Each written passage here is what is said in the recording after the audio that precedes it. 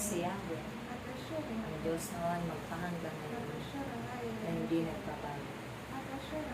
Ako ang Diyos na nahimalang sa inyong mga buhay. Ang lahat ng inyong narinig at nararanasan. Yan ang aking himala at liwagan na aking pinapaganap sa komunidad. Kung kaya't huwag ninyong magtakahan kung bakit na nangyayari at nagaganap ang mga bagay na ito sa panahon. Ang lahat ng ito ay nakasaad sa banal na aklat. Kayo ay tatayo lang at aking kakasangit kapanin ang inyong mga dila o biniyaan ko ng aking kapanin at kayo'y magsasalita sa iba't ibang wika at may magpapaliwanag ng Diyos. Ito'y nagaganap na sa ngayon sa inyong komunidad. Nararanasan ninyo sa inyong mga buhay.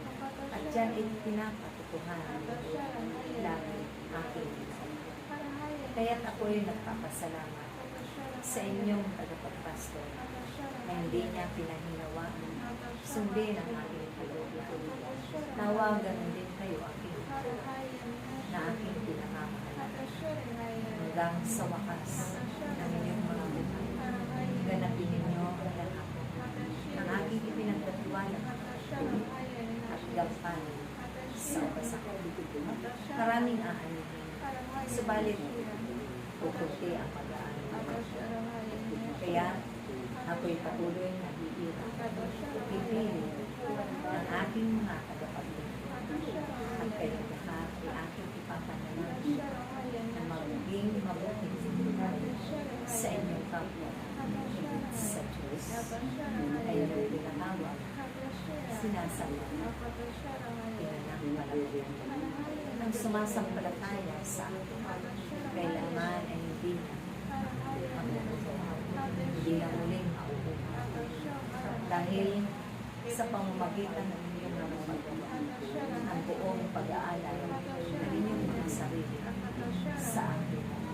Ito'y aking pinag-usapan upang kayo'y kaluguran ng inyong amang nasa langit. Lagi lamang magbubulong bagay ang inyong ibabahagi at gaganapin sa mundo. Ganon din sa akin. Ipapakita niyo at ipapadamahan ang iyong pagmamahal kaya at ganoon din ang pagtawag ninyo sa akin ang makikatulong ako'y laging darating dahil kung ano man ang ganoong ipinapanalangin at mga pangangailangan sa araw-araw ng inyong ako ano man ang mga sulit pagsubok ito'y inyong papasanin sa araw-araw ng inyong mga buhay dahil nilimot mo nauukol sa inyong mga sarili at ang lahat ng ito pagagaanin magpakailan.